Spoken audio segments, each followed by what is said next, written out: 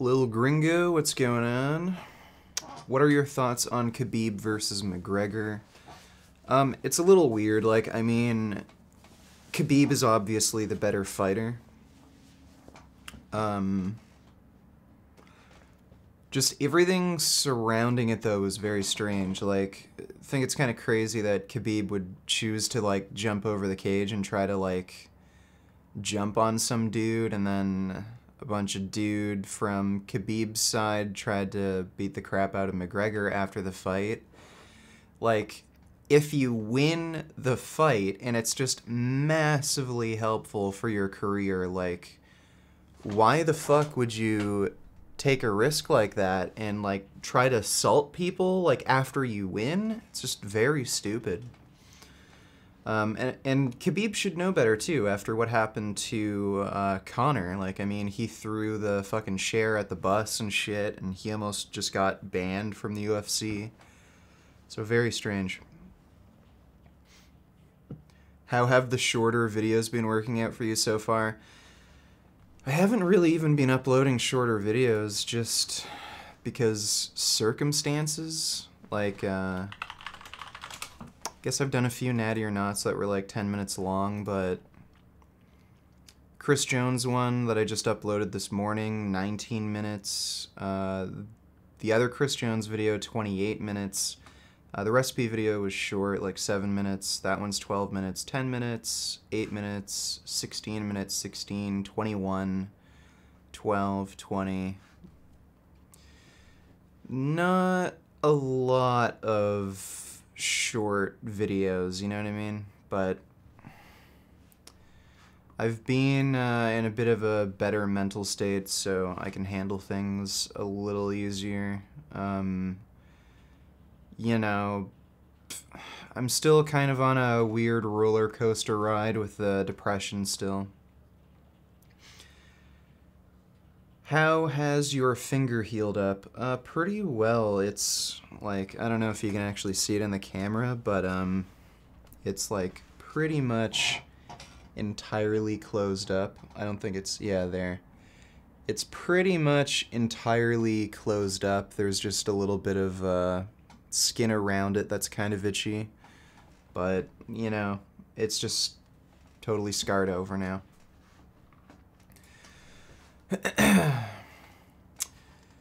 Alright, so it looks like we have enough people watching to start the stream, pretty much. Ollie Christopher Harem, how's life? Life has been treating me fairly okay. Like, again, there's weird ups and downs with the depression and everything. Some things have been difficult, but, I'm a little more optimistic of things. Things are starting to go my way a bit more. But, yeah, so let's start off the stream. So, this first story, I first heard of this from Rich of Review Tech USA, and I might actually make a video about this on my channel today. Apparently, YouTube is going to censor offensive super chats, but not only that, they're going to censor them so that you never end up seeing them. Then they're going to take the money that was donated to you, they're going to steal that and supposedly donate it to a charity. And I'll let Rich explain a bit here. Oh, yeah. Yeah, here we are. Oh, God Christ, man. So anyway, this evening I went on my favorite cancerous social media platform, Twitter, and I saw that Keemstar posted something saying, yeah, YouTube, really? And there was a screenshot, like someone captured it from the article, where it was saying that YouTube, if their algorithm, I guess, deems a super chat offensive, they're not going to actually share it with the creator. They're actually going to send it off to charity, and the creator gets nothing. Now, I was hoping against hope that this screen cap that was being passed around Twitter was misinformation and there was no article to back it up and someone trolled Keemstar. But no, Tipster Gaming stepped up and sent me the article. It comes from The Guardian, and yep, if a super chat contains an offensive message, YouTube is not going to give the creator a cut. They're going to send the money to a charity if the super chat has something naughty in it. This is what The Guardian article, which is titled YouTube's Alternative Influence Network Breeds Right-Wing Radicalization Report Finds, had to say. And part of what they discuss in this article is how there's those live debates where they'll have two influencers on and it's a really tense debate and it gets really heated, and this is what they had to say about super chats when those live debates go on. YouTube profits from these live debates through the super chat feature, which allows users to pay to have their comments highlighted during the stream, even if a channel fails to meet YouTube's advertiser-friendly content guidelines. As a BuzzFeed investigation in May highlighted, these paid-for comments are frequently used to spread hate speech. God, so there's no such thing as hate speech, to begin with. If somebody wants to say Jews are evil, black people are worthless, okay, they have a right to do that. And if they want to, like, I don't even understand, like, you pay money to say something like that to give to somebody, like, you can just say that in the chat anyway. So, like, I don't see how paying money changes this. So it makes no sense. I don't even understand how this is legal to begin with. I know that YouTube, like, I'm sure if you go through their community guidelines sort of thing, they would have, like, legal grounds to censor certain things. So if you said Jews are evil in Super Chat, according to their community guidelines, I'm sure they'd have legal grounds to censor a super chat like that. But to also just steal that money and give it to charity, something sounds a little fishy about that. I'd like to hear, like, an official statement from, like, YouTube itself, but I'll definitely look into this article. Assuming this is all correct, it sounds like either YouTube has figured out a way where they can steal your money, take a cut of it, and then also, like, find a way to not have it taxed by donating some of it to charity. That's what it sounds like to me, because why wouldn't they just take the entire cut? It sounds more like they're going to take a cut of that money as a transaction fee and then donate the rest to charity to, like, save money on taxes or something. So, and which charity? Yeah, like, what fucking charity is it going to be? Like, it makes no sense. Very fucking strange, weird. I'm going to look into this more and do a video about it. But it's very odd. Like, I mean, you can just look through any of the fucking comments, like the comment section on my videos, like, how much just racist shit do you see on there? Like, now most of it's joking, but okay, so is that all just going to be wiped off the internet now? Like, you don't need to say racist shit in Super Chat. Like, why is Super Chat somehow, like, so if I can say racist shit in the comments or, like, anywhere, that's fine, but Super Chat is somehow, like, where creators actually make money, they're trying to find a way to steal the money from the creators. Sounds, like complete fucking horseshit to me. So we'll see. I'm going to definitely promote more on Streamlabs when I stream because of this crap. With Streamlabs, I think you get a complete cut of the money too. With YouTube, it's 70%, which is pretty low considering like they're just direct donations. So yeah, I'm definitely going to start promoting on Streamlabs more. What else? So yeah, I guess that's all I have to say for now, but that is insane. People feeling offended is the reason behind all the mass censorship. It's really disgusting. Thoughty made a great video about this. I don't even know why people are offended, like, especially considering that it's the internet now. Like, before, when you wanted to offend people, you had to do it publicly, like, in their face. Now it's on the internet. Like, if I don't want to hear something, it's like, okay, like, well, see, something was offensive on that page, so I just clicked away.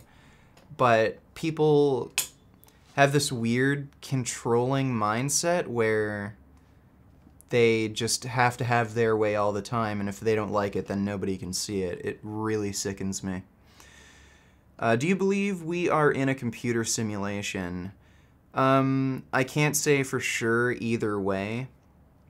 One weird thing that happened to me was that I took mushrooms, had a crazy out-of-body experience where I was like finding out what reality is, like the nature of reality, and I basically had my mind kind of separate from, I don't know, the computer simulation, basically. Like, it recognized that it was in a computer simulation, and then I could, like, travel outside of the simulation.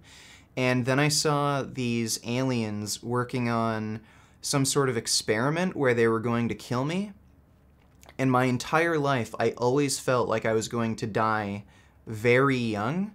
I've just had that feeling my entire life. And then I see the aliens working on some sort of experiment where they were going to kill me very soon. And then because I saw them working on the experiment, their experiment wouldn't work anymore because I knew about the experiment. So then they got really fucking mad at me, and then they like did something to push me back into the simulation.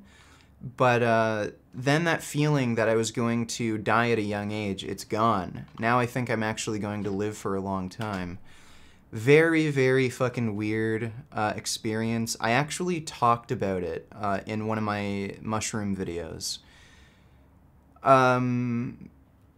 The thing with mushroom trips like that, they're so fucking real and vivid and convincing. It's like still hard for me to say, oh, like, you know, it's just a hallucination. It's really fucking weird.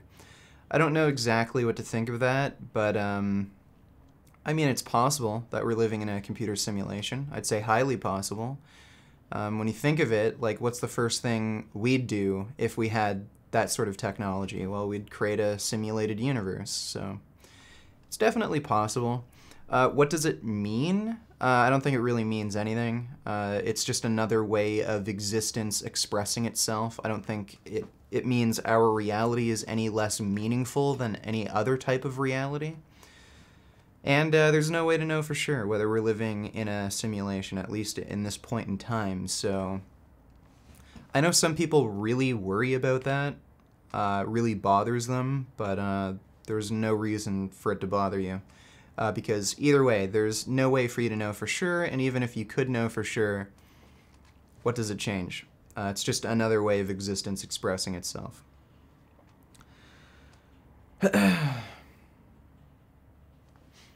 Oh, dude, Brian, I've had just crazy fucking mushroom trips. Probably the most insane mushroom trip I ever had was when I took 10 grams of mushrooms and I went into the mind of a dog. That was really bizarre. I think when I had that alien experience, I took 4 or 5 grams, which is considered a high dose. and I think those were particularly potent mushrooms. But I also had another out-of-body experience where I traveled into different dimensions, and I met some interdimensional creature who was like teaching me about like different aspects of my consciousness, and I'd see like these crazy geometric patterns as I was transferring through different dimensions. It's really weird. I like mushrooms. You learn weird things from it. So now this. So this guy Ryan Casey. So what was it? October 12th. So about a week ago, he came out and admitted that he was taking SARMs. So SARMs are selective androgen receptor modulators. It's weird, when he's wearing a normal t-shirt he doesn't look that big, but when he takes his shirt off he looks more jacked. So looks like he's been into lifting for a while. That's him at 13, and you know, for 13 he has a pretty good build. So he was being accused of taking steroids because he made some pretty fast gains, and particularly on his bench press. His bench press went up from like 300 to almost 400 in a matter of weeks. So people were accusing him of taking steroids, and then he finally came out and admitted it. What's also interesting here is, like, there he is, and there's a bunch of other dudes, like, what's his name, Obalor, there's, Lex Fitness, David Lade. So it's kind of funny, like, it kind of makes you think that, okay, well, this dude's taking gear, he's mixed in with these guys, they seem like close friends, they must talk to each other. I wonder if, like, any of these guys were supplying him with the shit, maybe convinced him to take it. He saw, like, David Lade and shit maybe taking SARMs or something, and then he decided to take him. Who knows? Kind of interesting. But he came out with a video just explaining what SARMs he was taking, you know. And yeah, he made some pretty awesome gains taking that particular brand of SARMs. That's kind of a weird video, but what's interesting about this too is, so I think we're gonna start with Gymshark dropped him as a like sponsor. Probably because he admitted to taking SARMs. He made a whole video. But his dad, so this is him working out with his dad. And I thought this was weird, so I'll skip to, yeah.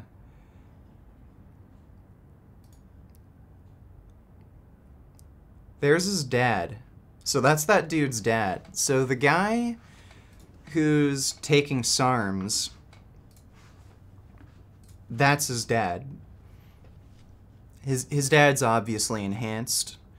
So I also wonder if his dad was an influence on him taking drugs. Kind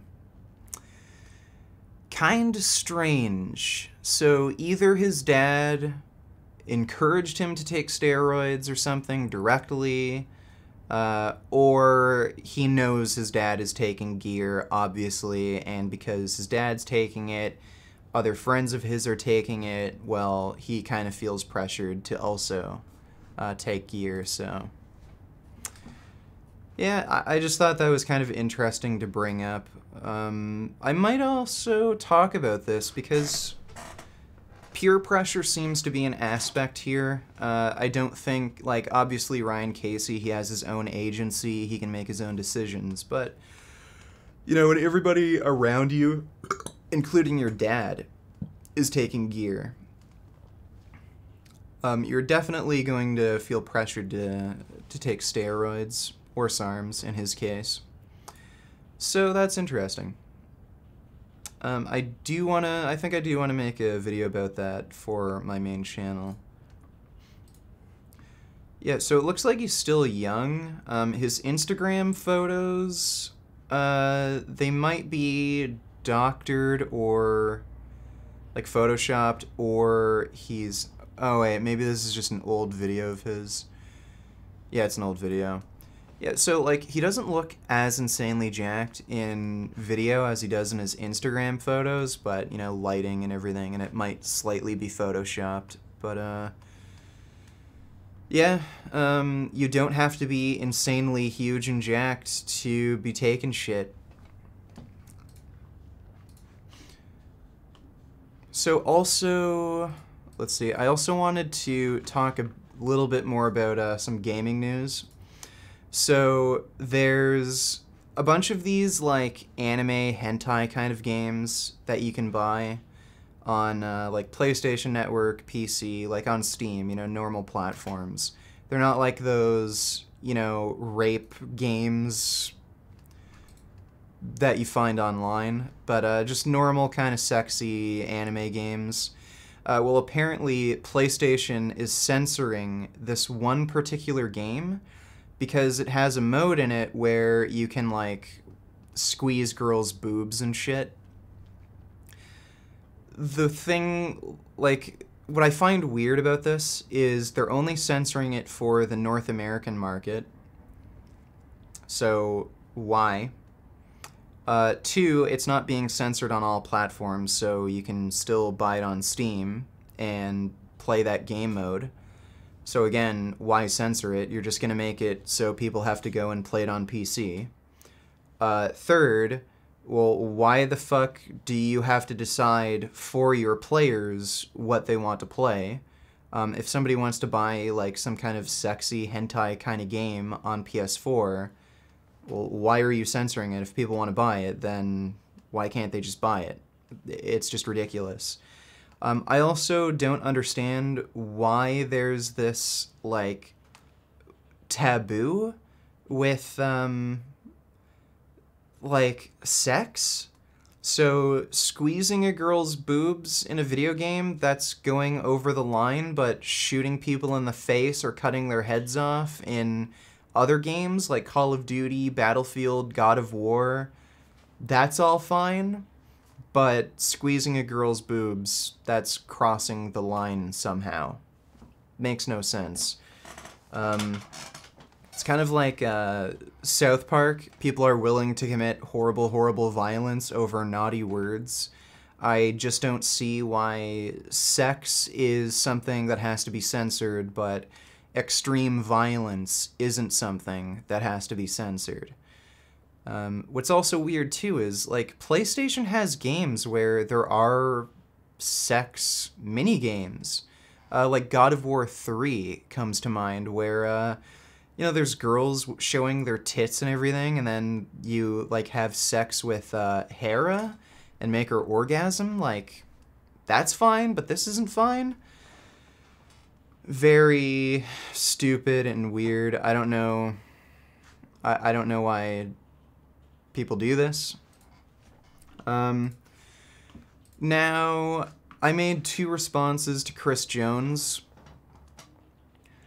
Like, I'm sure most of you have seen this. So the first one, basically, Chris was claiming that he believes that split routines, where you train each body part twice a week, is superior to a full body routine where you train each body part 3 or more times per week.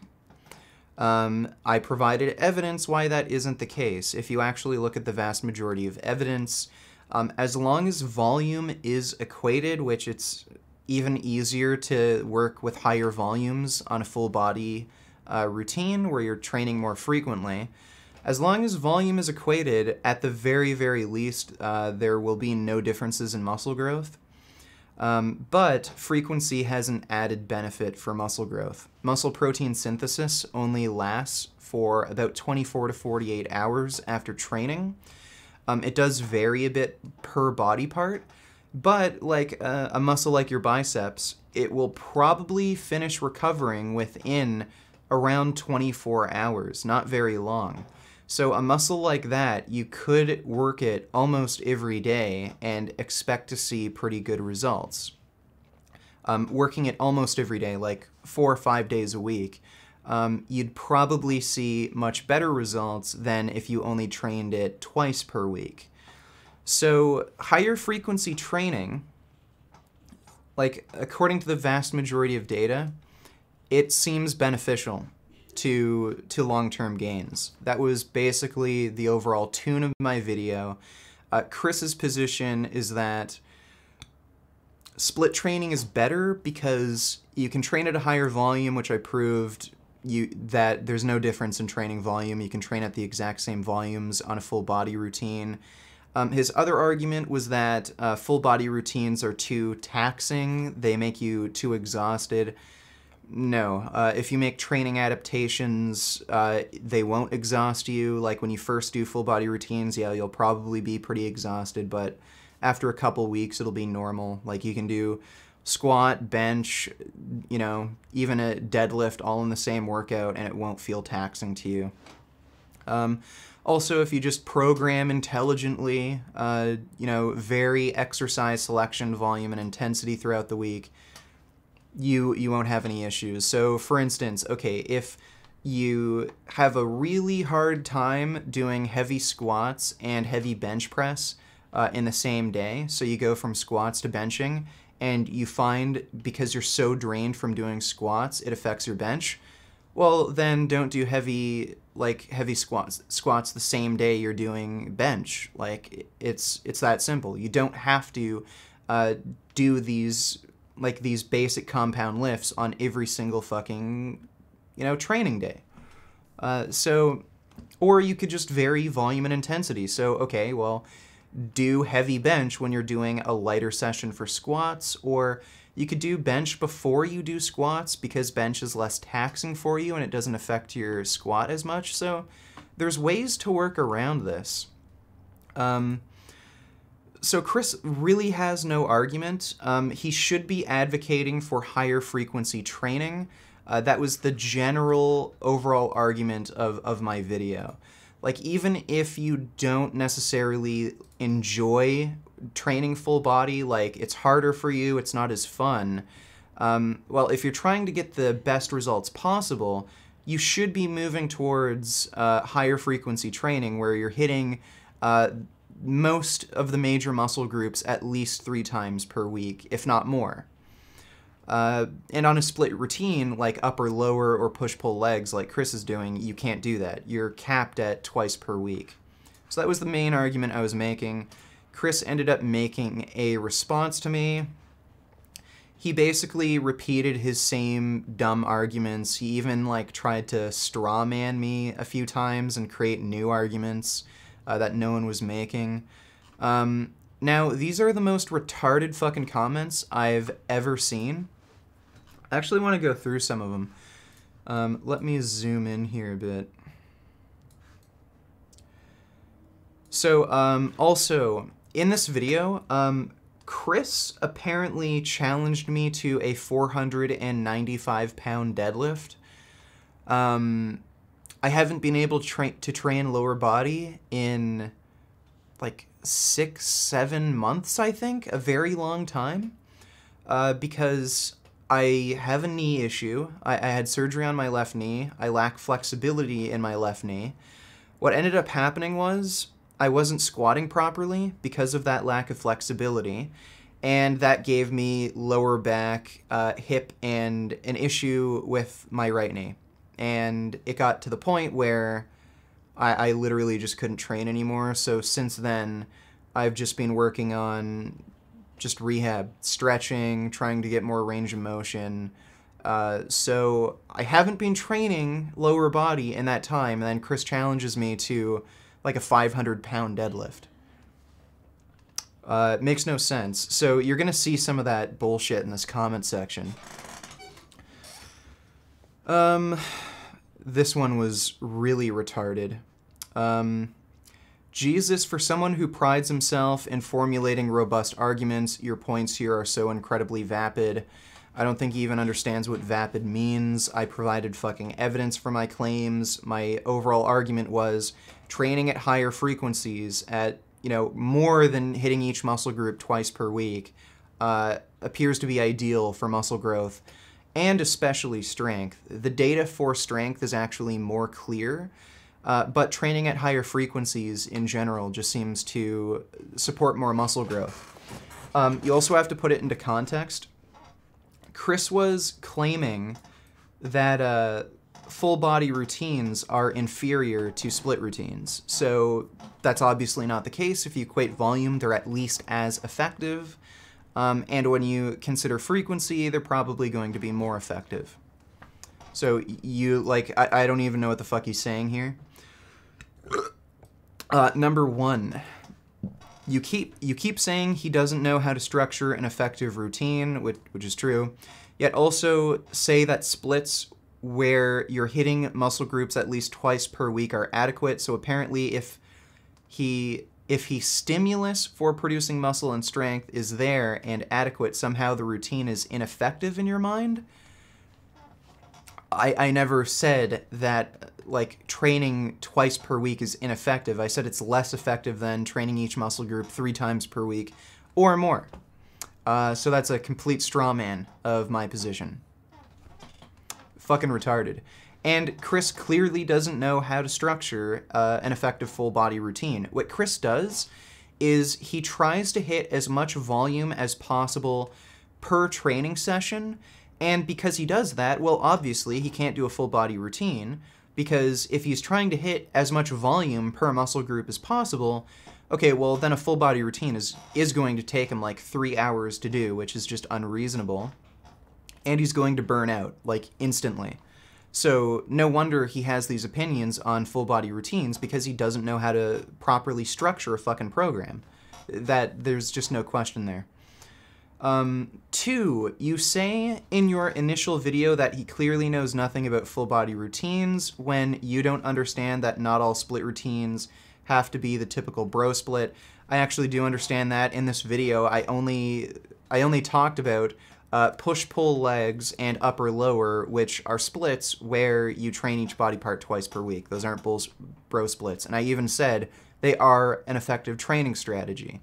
So again, complete fucking straw man. You made an assumption in your initial video that he was talking about 1 body part workout per week. Well, first, I started off with that, saying 1 body part per week is ineffective. Then later on, when Chris brought up training each body part twice per week on push-pull or upper-lower, I also mentioned that that is a less effective means of training because it still comes with a lower frequency than full-body 3-day-a-week program. And again, if you look at the literature, training each body part 3 or more times per week is more effective than twice per week. So again, complete fucking straw man.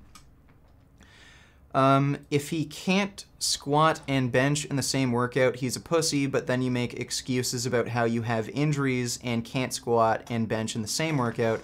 No, I can't, like, squat at all. So that's just misinformation. Imagine having this level of self-awareness. Like, oh, okay, so Chris is complaining that he gets tired from doing squats and bench press, and I'm claiming that I'm injured and I literally can't train lower body. And you're conflating the two as if they're the same thing? Like, yes, you're a pussy if you can't squat and bench in the same workout. Simple as that. You're not a pussy if you're fucking injured. That's a completely valid excuse for not training. Like, how is being injured not a valid excuse? You completely ignored his point that you haven't progressed or have progressed extremely slowly in your lifts. What the fuck do meaningless anecdotal claims have to do with anything? Again, all of these things have been researched, studied, there is data on this. Why would you rely on a personal anecdotal claim? I could have, like, what if I never trained a single day in my life? Would my arguments be therefore invalid because I've never exercised before? Well, no, there's research on this. Stupid fucking argument. And the reason I haven't progressed consistently is because I haven't been training consistently. Like, I had severe depression, the fucking cops raided our fucking house, And, like, I had to move back in with my fucking grandmother's back in, like, East End of Scarborough. Like, all this shit happened. I was also really sick for 2 months with a chest infection.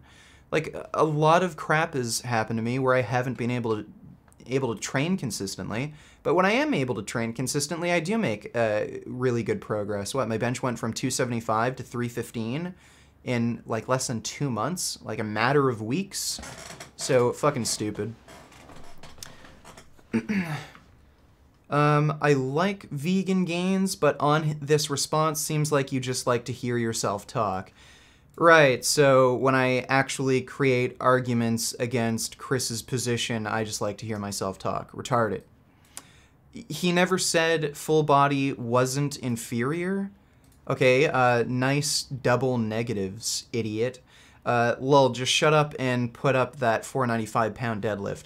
He did say full body workouts were inferior. He very fucking clearly stated that. He said full body workouts are just for busy people who don't have enough time to train, but if you're a really serious lifter, you should be on a split. He literally said those exact words. Just shut up and put up that 495-pound deadlift. Fucking dumb. Like, okay, so I've been injured and I'm supposed to, like, deadlift 500 pounds? Like, Chris just hurt his back. He has a herniated disc in his back.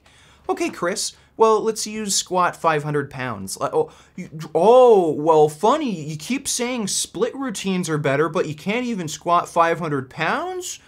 Fucking retarded.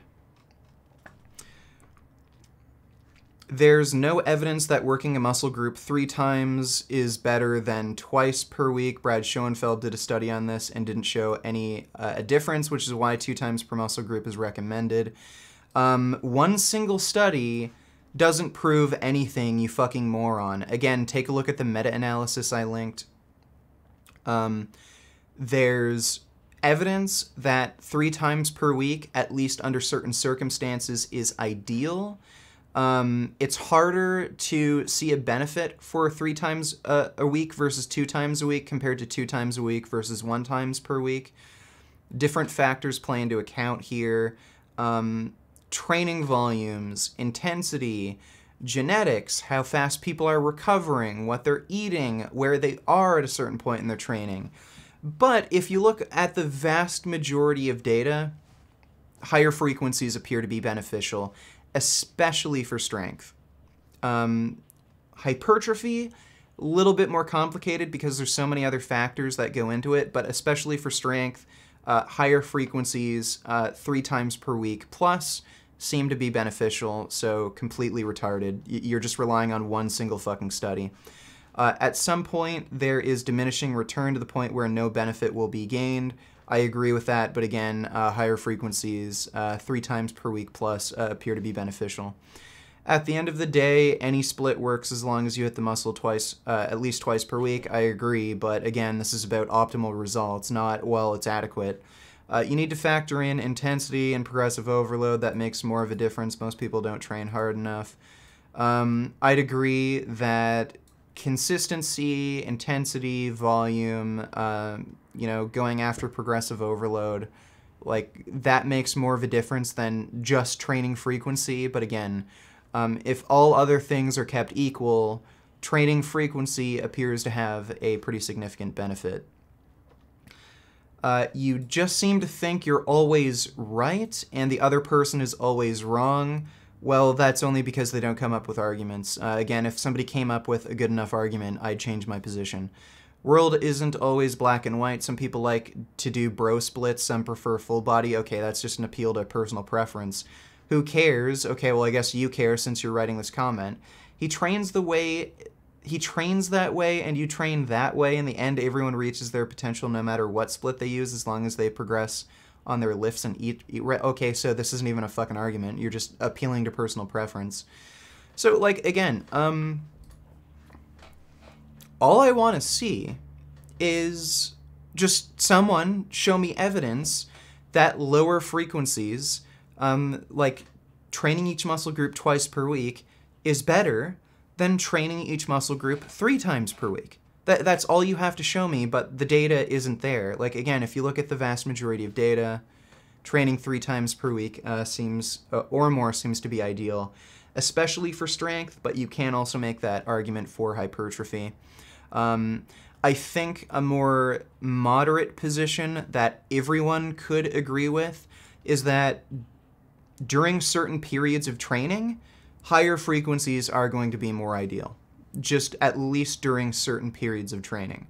You can't rely on training each body part twice per week throughout the entire duration of your training and expect to see optimal results. Just, it doesn't work that way. To get my bench up to 315, I was pressing 4 days a week. So,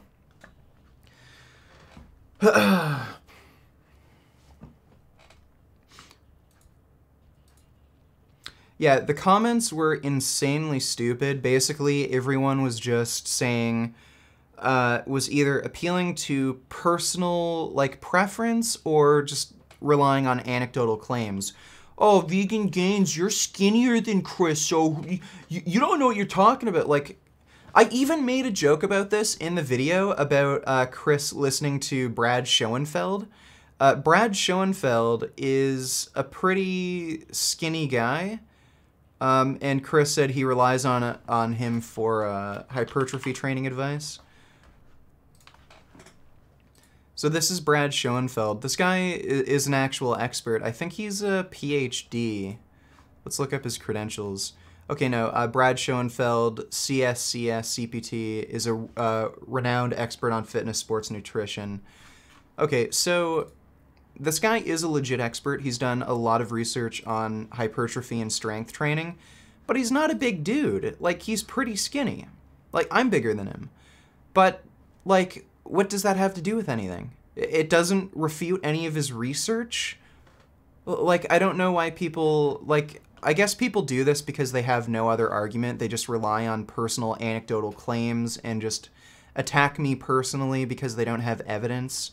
Again, the most reasonable, moderate way to look at my argument is that at least throughout the entire duration of your training, you can't just make a blanket statement and claim that training each body part twice per week is superior to training 3 or more times per week on something like a full body routine.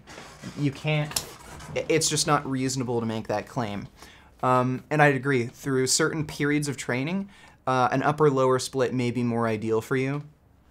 But at least during certain periods of training, you do want to hit higher frequencies. It's that simple. So, can't argue with stupid Richard. They will beat you with experience, my dude. Yeah, definitely. Oh my god. I spent 200 pounds for a 12-week program from this dude. He gave me a split workout routine. Richard, we need your workout plan. I want you so badly. You know, I've been thinking of writing my own programs for a while and selling them.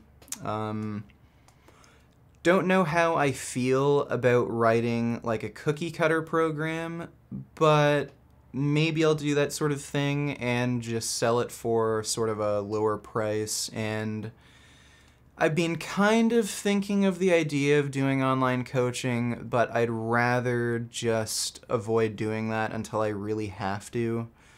It's just not something that I have particular interest in doing. I'm just not the type of person who really likes working with people. That's kind of why I didn't like doing photography so much. And I really like YouTube because I can just do my own thing, not have to deal with anybody. Like, the only thing you really have to deal with is comments, and you don't have to look at comments if you don't want to. So, it's no offense to anybody. It's not like I hate everybody who would want my training. It's just, I'm just the kind of, like, introverted person who'd rather not deal with people. It's just how I am. Thoughts on militant veganism? Well, I guess you'd have to define militant, and then we could go on from there. Like, if you mean militant by they're willing to break into, like, slaughterhouses, steal animals, or they start fights everywhere with people, then I guess you could define that as militant. I've actually exhausted all of the topics for today, so if you guys want to do just a simple Q&A, that would be fine. We could also play Black Ops 4. It's up to you. If you guys would rather just do, like, Ask Me Anything or watch me Black Ops 4 and I could answer your questions.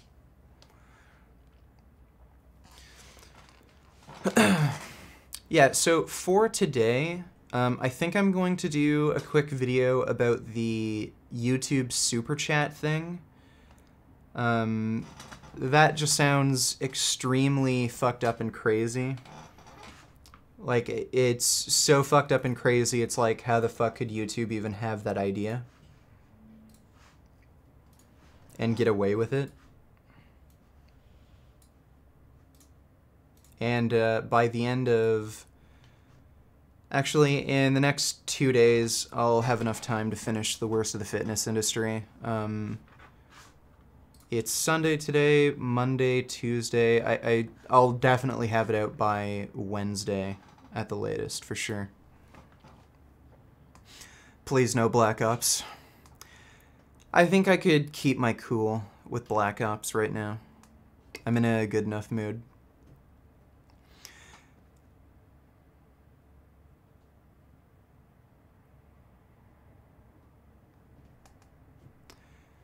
Yeah, so if you guys want to see me play Black Ops, just say yes, Black Ops, but is it on What I've Learned? Yes, it is on What I've Learned. He made a few new videos. I had to adjust the script, but I'll have it out soon.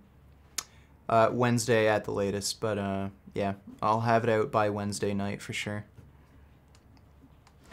What I've Learned is a genuine retard. He made the same mistake that that Misfit and Nerdy dumb bitch made. He also did this video on blood types, and he was talking about the blood type diet. Yeah, he was talking about the blood type diet, and he said the blood type 4 diet seemed something like that. It seemed to be like ideal for everybody. Well, guess what? Like the one blood type diet that was good for everybody, it was a plant-based diet. It was essentially an almost vegan diet. So, like, What I've Learned is such a fucking moron. He also claimed that because there was a cookbook from the 1800s that included a lot of, like, butter and lard and fat, he made the inference that, oh, well, those foods must be healthy. Like... It made no sense. The guy is just such a fucking joke. It's unbelievable. Oh, the dude is a cherry picker for sure. He also hides comments on his channel. I wrote a few comments on some of his videos refuting his claims, and those comments got absolutely no likes and replies, and that's because he hid those comments. The guy is such a dishonest fucking moron. It's insane. The turpentine diet? Did he actually do a turpentine video? Vegetable Police, I know he did. He drank turpentine. Vegetable Police is an actual moron. Oh, you know what? Let's do a few responses to What I've Learned. See some stupid shit he says. He's a hilarious channel to criticize. And of course there's a cheese ad before the video plays.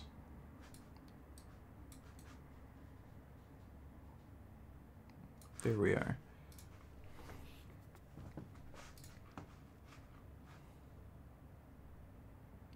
Who the fuck would drink turpentine? It's essentially paint thinner. Or a low-carb or ketogenic diet.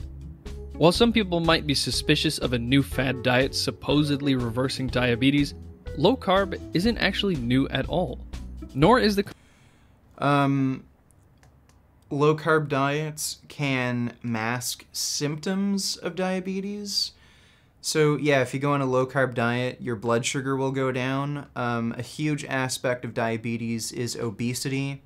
If you lower obesity, you're going to lower diabetic symptoms or even reverse the disease because it is very much tied to obesity.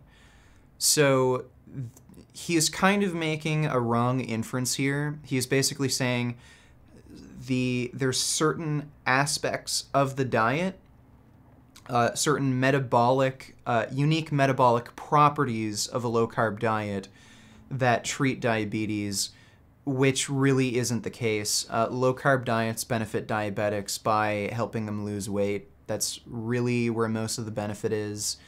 There's certain like diet adherence benefits, but again, that's not really a unique benefit to the diet itself. And the only real benefit is just it being lower on the glycemic index, so, you know, blood sugar spikes are going to be less common. That's really the only benefit. But if it's, like, especially if it's high in saturated fat, cholesterol, the nutrients that cause diabetes in the first place, there is no fucking metabolic benefit. It's just retarded. Concept of using it to reverse diabetes. Dr. Richard Thomas Williamson wrote in his 1898 book, Diabetes Mellitus and Its Treatment, that potatoes should be excluded from the diet first, then bread, and gradually all carbohydrates should be cut off. In 1797... Okay, that makes sense to me because, again, diabetes was actually, I think, first recognized in ancient Greece, and I think it was type 1 diabetes that they dealt with mostly because most people weren't obese back then, but type 1 diabetes existed, and there's some medical texts, like really ancient medical texts, where you'd have somebody piss in a cup, kind of taste their urine, and it'd be sweet. And then you'd know they're diabetic. So even from then, they kind of understood that it was... I think diabetes actually might have been a Greek word meaning, like, too much sugar or something. But, yeah, so basically people have always known that it's an issue with sugar. People know that carbohydrates get broken down into sugar, so... it's only a logical sort of reasoning to think, okay, well, maybe if we reduce carbohydrate-rich foods, that will help treat the disease. And it kind of does. Like, again, this is multifactorial. So, for one thing, you're controlling blood sugar, and especially in a time before insulin, treating blood sugar is going to be probably the most, you know, prudent thing to take care of first. Also, you're cutting out a massive amount of food groups. Generally, when you cut out food groups, you end up eating less calories. Eating less calories results in weight loss. Also funny, too, this guy is, like, he claimed before that heart disease, like, was virtually non-existent in the 1800s, and everybody was eating fat, lard, and butter. Okay, well, here he is referencing a book where people were still getting diabetes, like... stupid. Military surgeon John Rollo released a book that described how he treated diabetes with a carbohydrate-restricted meat diet. Referring to this, Dr. Williamson wrote, "Ever since Rollo published his book on diabetes in 1797 and pointed out the value of restriction of the carbohydrates in the food, it has been acknowledged that of all forms and methods of treatment, this dietetic one is the most important." Let's just take a moment to acknowledge the fact that vegans have the lowest risk of diabetes out of any fucking population. So if you're going to recommend a diet for preventing diabetes, why the fuck aren't you recommending a vegan diet? And if you're going to claim that obesity is the most important risk factor for diabetes, well, vegans have the lowest risk of diabetes, so why aren't you recommending a vegan diet?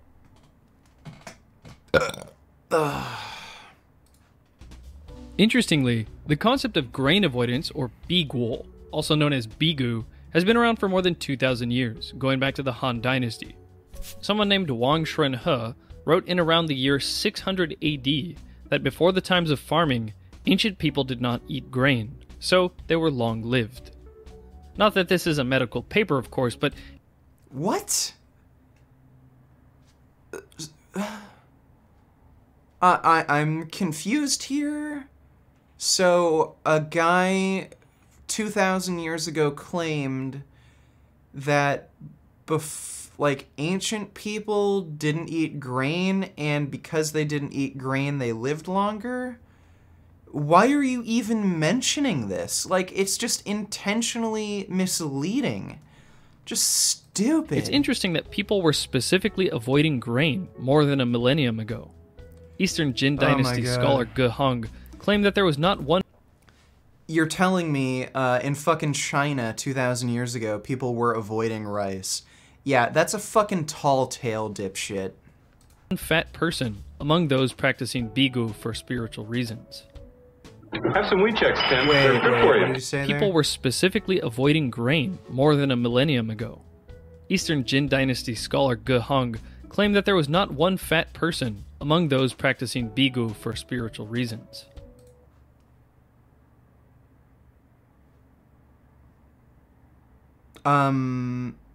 What?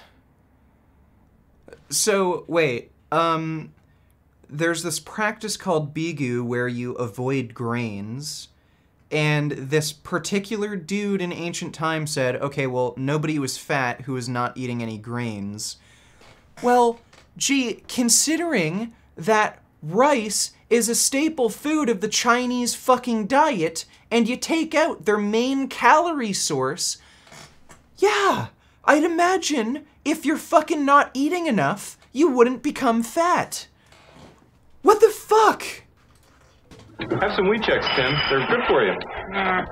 Before I get into discussing recent concerns about low-carbohydrate diets, we need to look in more depth at how carbohydrate is a factor in the development of diabetes. It isn't.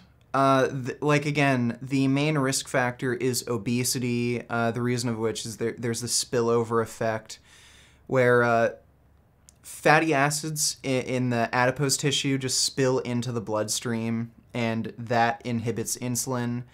Also, the accumulation of intramyocellular lipids, also a risk factor in diabetes.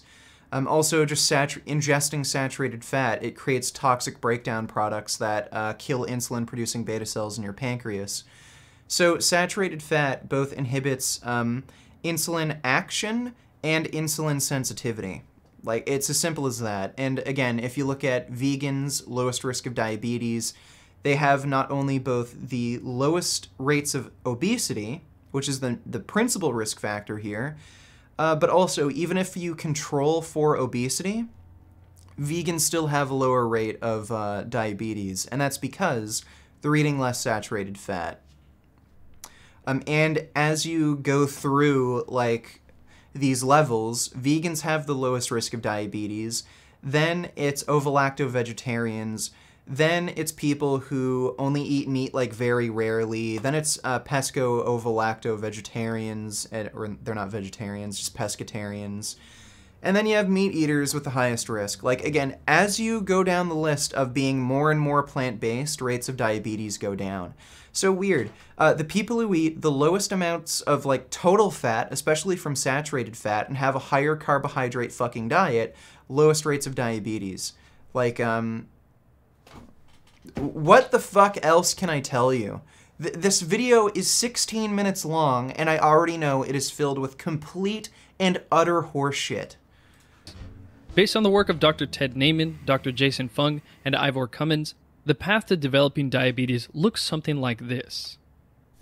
First, something is filling up your fat cells, making you fat.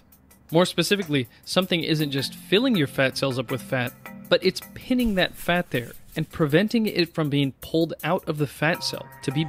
Oh god, is he gonna fucking do this Gary Taubes bullshit? Okay, in vitro experiments and fucking rodent experiments, fucking worthless. Again, just because you're eating carbohydrates doesn't mean you can't lose fat. Stupid fucking idea. I've heard this bullshit before. I know exactly what he's gonna fucking say. Burned up for energy. As we discussed last time, this thing filling up your fat cells is insulin. Yeah, no, it's not.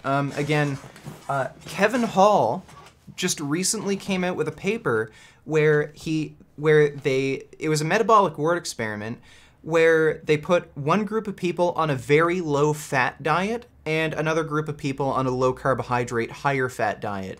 The people on the higher fat diet had, I think, around 30% less net insulin secretion per day, but the people on the low-fat diet who were eating more sugar and had 30% higher insulin, like net insulin secretion throughout the day, I think they lost weight 7 times faster?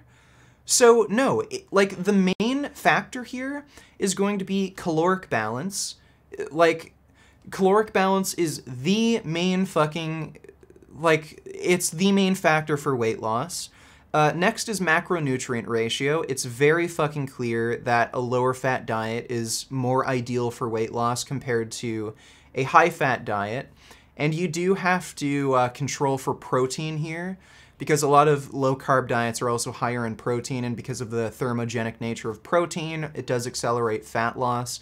But if you keep protein intakes equal, lower fat diet is going to be better for weight loss. Fat is very efficiently stored into adipose tissue. And then you can get into smaller minutia like insulin, fiber, polyphenols, just other weird things like that. It has an effect on weight loss. I'm not saying insulin doesn't play a role here, but the role is minor compared to these other things. Caloric balance is the main one. Macronutrient ratio is going to be the second most important. Just because you're eating carbohydrates doesn't mean you're not going to lose fat. Stupid fucking idea is being completely fucking debunked. Insulin is an anabolic hormone that has many functions, but one is that it acts as your fat storage hormone. And by cool. Saturated fat causes greater insulin secretion because it inhibits insulin action. Insulin sensitivity. So, again, this is just an argument to not eat saturated fat. Dumb. Inhibiting 3 important enzymes, it prevents you from burning fat. Simply put, the more insulin you have floating around, the harder it is to empty your fat cells, and the fat builds up. That is an incredibly gross oversimplification. So Gary Taubes came up with this bullshit idea because some researcher did some experiment where he put people on a calorie-restricted diet. He injected the one group with insulin. The people who were being injected with insulin ended up losing weight slower or not losing weight at all. That's not how things work in the real world. First of all, there wasn't any granularity between diet groups. He just injected insulin into one of them. I don't even know where to begin with this bullshit. Are you saying that just because insulin is higher on one diet, weight loss is going to be less? Okay, well that idea is already being debunked. Insulin is not a huge factor in weight loss. You're talking about very minor differences. When you're injecting somebody with insulin in an experiment like that, you're giving them super physiological doses. It just doesn't work like this in the real world. Dumb idea. It's being debunked. The question is, why did you fill up your adipocytes, right? Why are they all full? Is it because humans shouldn't eat fat? No. Fat is metabolized without the use of insulin. So I don't even know why the fuck you're bringing up insulin. If you're on a high-fat diet, and you eat no carbohydrates, well, you can still fucking gain weight. Fat doesn't need insulin to be stored into adipose tissue. So, again, dumb fucking argument. Just insanely stupid. And it's not like insulin, its only job is to store fat. Insulin helps you shuttle glucose into different cells. So this just doesn't make any fucking sense. No, you filled up your fat cells with fat because you suck at burning fat because you eat too much glucose. You're eating carbs and glucose. Okay, this is a dumb idea. Again, this is just completely removing the idea of caloric balance. Caloric balance is the main factor for weight loss. So you're saying I could restrict my calories as much as I wanted, but if I'm eating like any amount of carbohydrates, like I'm not going to lose weight? Like, it is just completely fucking retarded. Again, show me a metabolic ward experiment where people were put on a higher carbohydrate diet, other people were put on a higher fat diet. Show me that there was a huge difference in weight loss between the two groups. Show me one fucking study. And it has to be a metabolic ward study, not these stupid free living experiments. You're not burning fat. It accumulates. You fill up your adipose. What Dr. Ted Naiman... Oh, who's the tard that said if you shake your arms, it frees up the chi and bad energy? I don't know who said that in specifically, but I know there's that guy, Frank Sinatra, who's apparently a cardiologist. He said,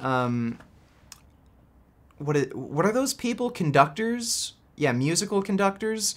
They have the lowest rates of like heart attacks because they shake their arms. And he said if you shake your arms, it gets rid of like plaque buildup in your arms or something.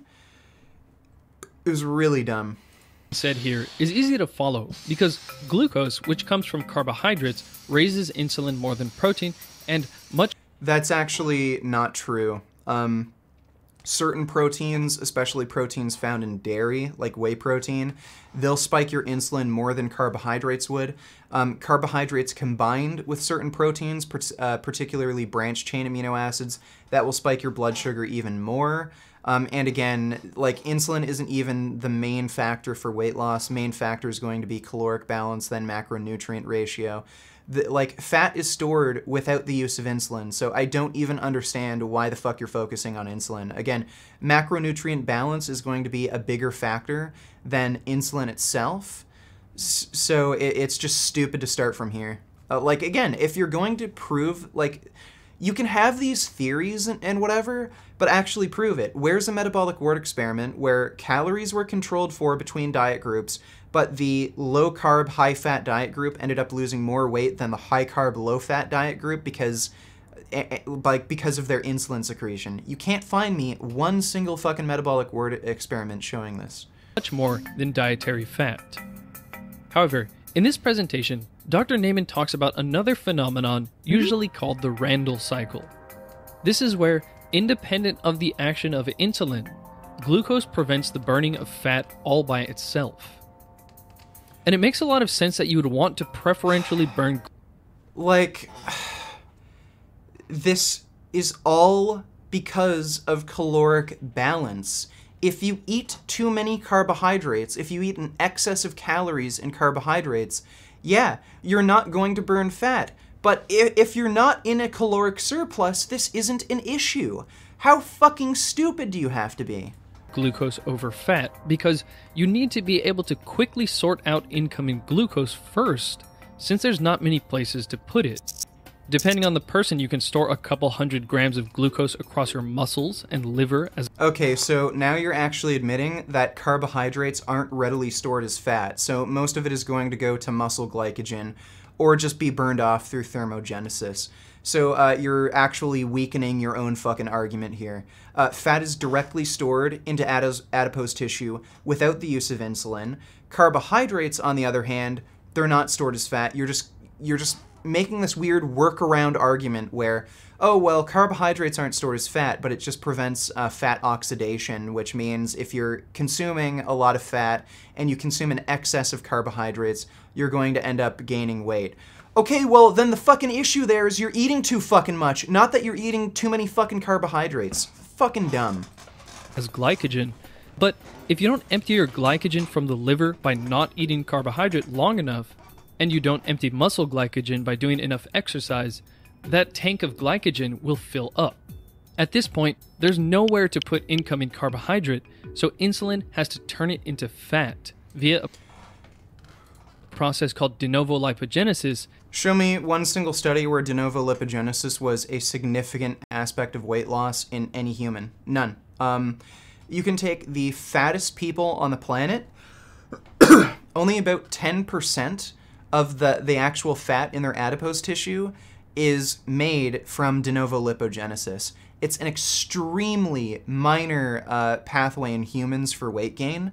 The major pathway is direct fat storage. Like, it's just ingesting fat and the fat being transferred into adipose tissue. Fat is so efficiently stored into adipose tissue that if you take a biopsy of somebody's adipose tissue, you can tell what their fat sources are. You can tell, okay, this person eats a lot of olive oil, this person eats a lot of dairy, this person eats a lot of meat. It's that efficient. So again, the issue here is is the main thing, caloric balance. You wouldn't be gaining weight in the first place if you were eating a neutral balance of carbohydrates and you weren't overeating. Secondly, macronutrient ratio. Fat is more efficiently stored into adipose tissue, so it only makes sense to eat a lower fat diet. Just... He is defeating his own arguments here. He is so fucking stupid, he is proving my point. Oh my god. I would love to see a Will versus What I've Learned versus Vegan Gains live debate. That would be so entertaining. After my Worst of the Fitness Industry video, I'll have a live debate with him. He'd never do it. He is a coward. He hides my comments. When it comes to... he won't even show his face. And that says a lot. Look, if... let's go to his Patreon page. Look, if you run a health and fitness channel and you won't even show your face, to me, that says a lot about the person. I'm not saying you have to look good for your arguments to be valid, but if you're going to run a health and fitness channel, like, to some extent you gotta, like, show yourself, like, say, well, I eat like this is what happens. This guy isn't doing that. And, you know, I can almost guarantee you this is either some skinny dude who has no gains, or he's just a bit overweight, pudgy, from eating the way he's eating. So it can be stored in the only place available, your fat cells. Dr. Naiman presents a model for how this... Yeah, or it's just burned off through thermogenesis, you fucking moron. works.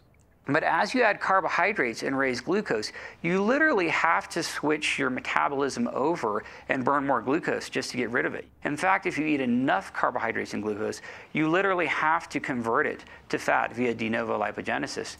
De novo lipogenesis, very minor, like it's an extraordinarily small pathway of fat storage in humans. And again, this only happens in a caloric surplus. Why the fuck are you talking about overeating? What does this have to do with anything? It's just stupid. Only when carbohydrates and glucose are absent can you switch your fuel mixture over and burn fat again. This highlights how dietary fat can also be very fattening if you eat it with enough carbohydrate, because Again, dietary fat is stored as fat without the use of insulin. So what do you mean, as long as you eat it with carbohydrates? No, if you overeat, you are going to gain weight. And if you overeat, especially on fat, you are going to gain weight. What? Oh my god. Just dumb. Basically what you're saying is, if you overeat on everything, you're gonna gain more weight. No fucking shit, dumb fuck. If you overeat and you stuff your face with fucking garbage, yeah, you're going to get fat. Wow! Mind blown! You mean if I eat too much calories, if I eat 20 fucking sandwiches every fucking day, I'm gonna get fat? Well, no fucking shit! Oh my god. What the fuck does this have to do with fucking, like, obesity and diabetes? Like, okay, so you just cracked the fucking, the mystery on obesity. You eat too much! Wow, what a fucking amazing channel. I definitely want to, like, fucking donate to this guy's Patreon. Oh my god. So, oh god damn it. when it comes Motherfuck. Obesity, okay, yeah, this is where we are. New Vector Cashew Dark. So, basically this guy's argument so far is that like carbohydrates produce more insulin and insulin is the main driver of obesity. No, it's not. Caloric balance is the main driver of obesity. Every fucking method of carbohydrate to fat storage you've mentioned requires fucking overeating on calories to begin with. So caloric balance is the main issue here.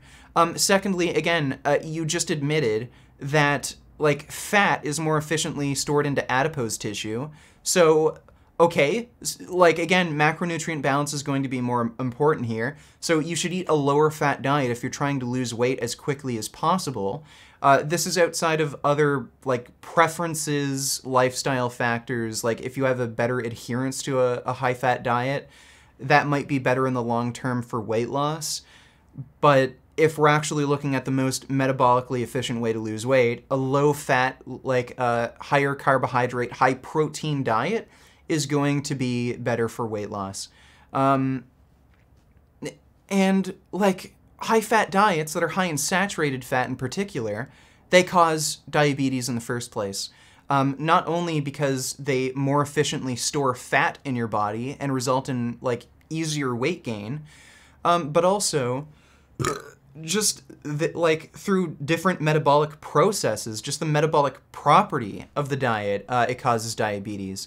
Like, again, saturated fats create toxic breakdown products called non-esterified free fatty acids, kill the insulin-producing beta cells in your pancreas, and saturated fats contribute to the buildup of intramyocellular lipids. There's also certain inflammatory genes that get turned on with high saturated fat diets that also contribute to diabetes. Like, oh my god, nothing this guy says makes any fucking sense. Like, he argues against himself throughout the entire fucking video. Because carbohydrate will prevent you from burning that fat, and the insulin released from eating the carbohydrate will hold the fat in storage.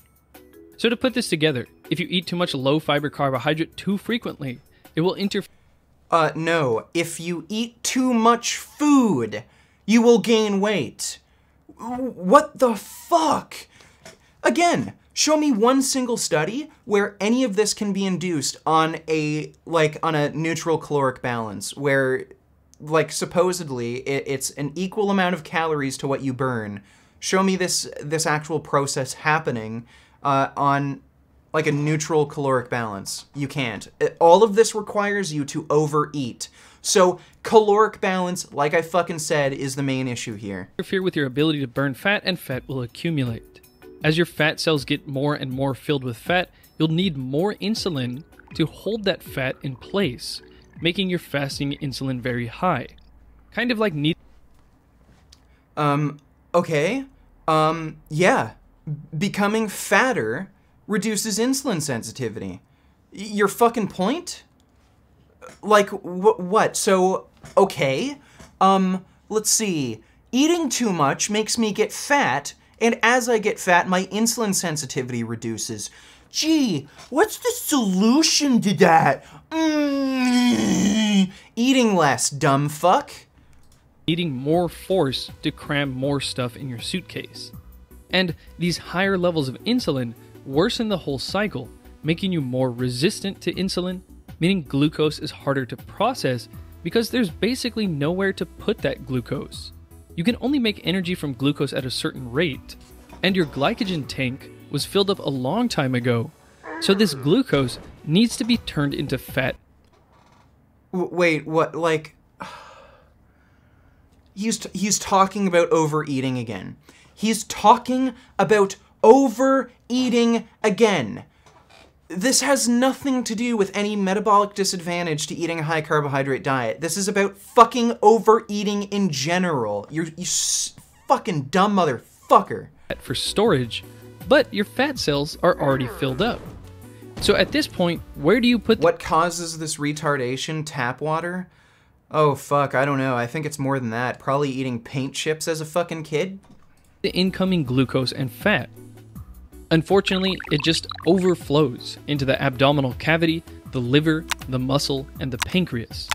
The pancreas seems to be the last place that the fat accumulates, and when the pancreas is stuffed with fat, the beta cells stop functioning properly. Whereas your beta cells were initially pumping out a ton.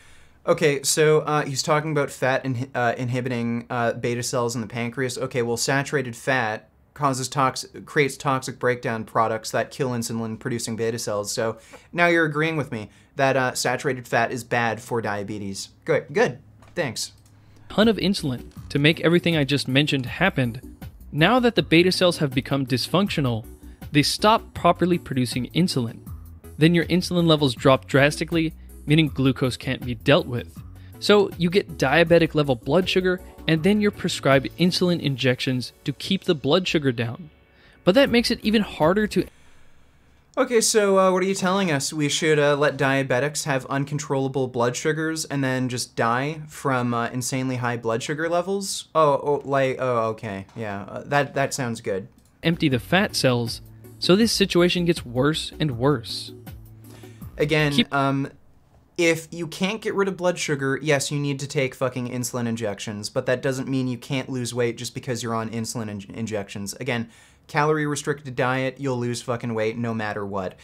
Just because you're injecting insulin, that doesn't mean it somehow violates the fucking rules of, like, the laws of thermodynamics.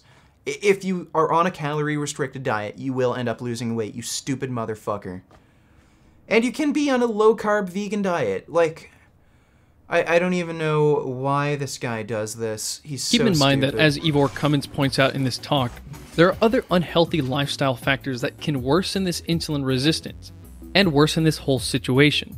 Things like insufficient sleep, smoking, and poor omega-3 to omega-6 ratio.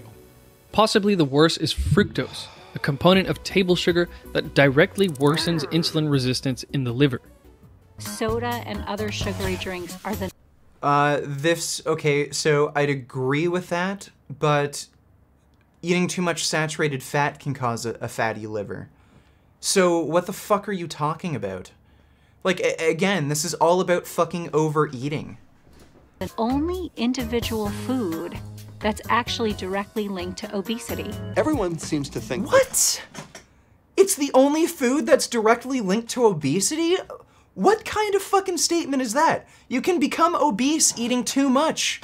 Like, of anything. Obesity is eating too much. What the fuck? It's just stupid. A day without orange juice is like a day without sunshine. Juice Oh, is... yeah. This guy, this dude, what's his name? I can't remember his name now. Sunshine.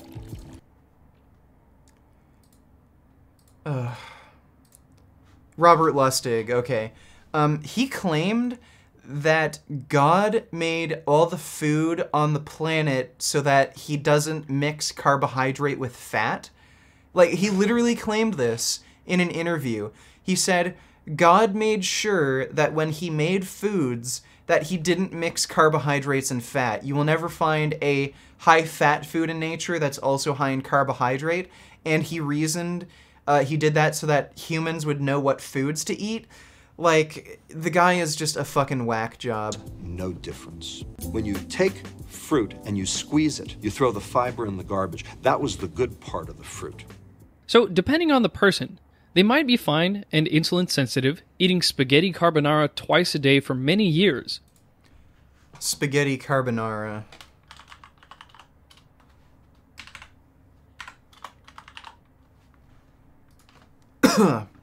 What's in that? Oh, Jamie Oliver made it. So let's actually take a look at what's in it. Cream, bacon, cream?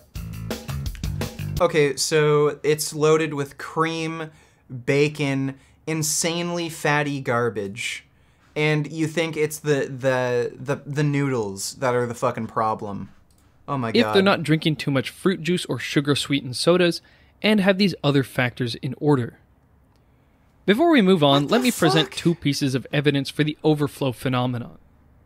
Like, everything this guy says is just so fucking baffling. Like, oh yeah, you'll be fine eating spaghetti with shit tons of cream and bacon so long as you don't eat too much canned soda? Like, what? Oh. This person has lost quite a few brain cells. I don't know how he managed, but... Let's see. Oh, Patreon, Twitter. That's... Oh, that's him? That's him. Okay, so he actually does show his face, kind of. I wonder if he has more photos of himself.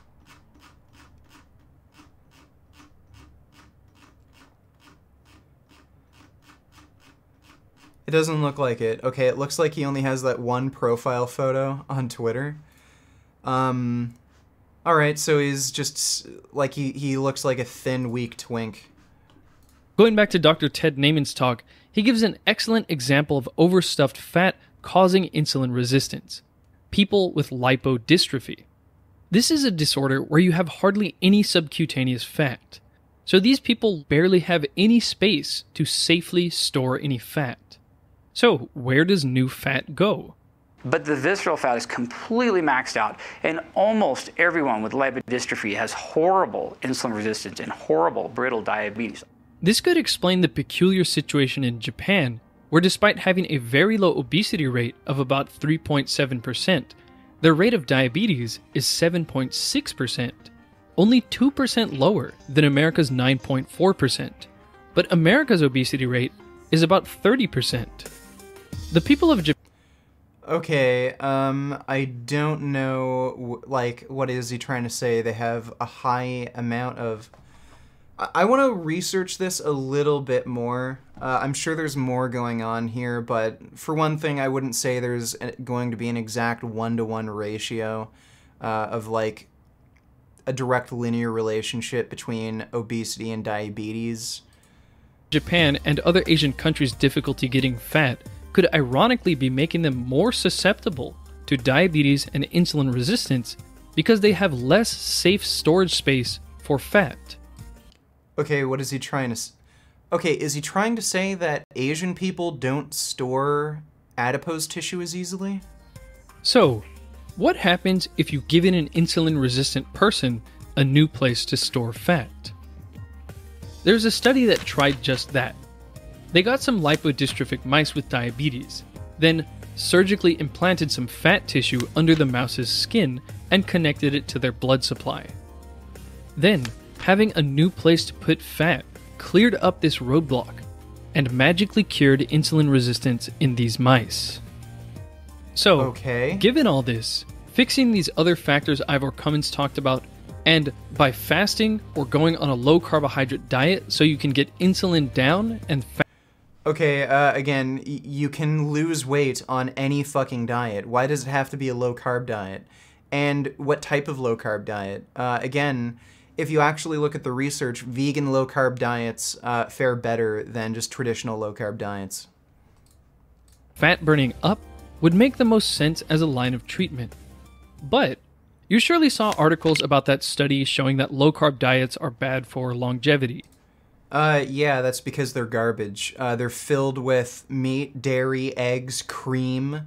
Also, according to the latest Pure study, like a more balanced macronutrient intake appears to be best for longevity. About 55% of your calories should come from carbohydrates. Around 25-30% of your calories should come from fat, and the rest from protein. Just a balanced macronutrient ratio. So why would you expect like a very low carbohydrate diet filled with garbage to extend life expectancy? Though, as Nina Takels points out, this study was based on a simple fill-in-the-dot questionnaire, similar to this one. Oh my god, here we fucking go. So now he's gonna say, oh, well, population studies are useless. Okay, well, I guess the jury's still out on whether cigarette smoking causes, like, lung cancer, because most of those studies are population studies, so who knows? It's not like there's multi-varied analyses and shit, and there's ways of ensuring that people are eating what they claim to be eating. Moronic. Queried the participants on only 66 foods. So, what if you don't happen to eat these particular vegetables? The data gets left out. What if you happen to eat a bunch of pizza and energy drinks? It's not on the list, so that data is left out too. As Takels explains, the ARIC participants' eating habits were tracked only twice, from 1987 to 89 and 1993 to 95. After 1995, the study's participants were assumed to have continued eating the same diet for the next 15 years. That's a reasonable enough assumption to make. How often do people really drastically change their diets? Again, you're just nitpicking like dumb shortcomings on these sorts of population studies.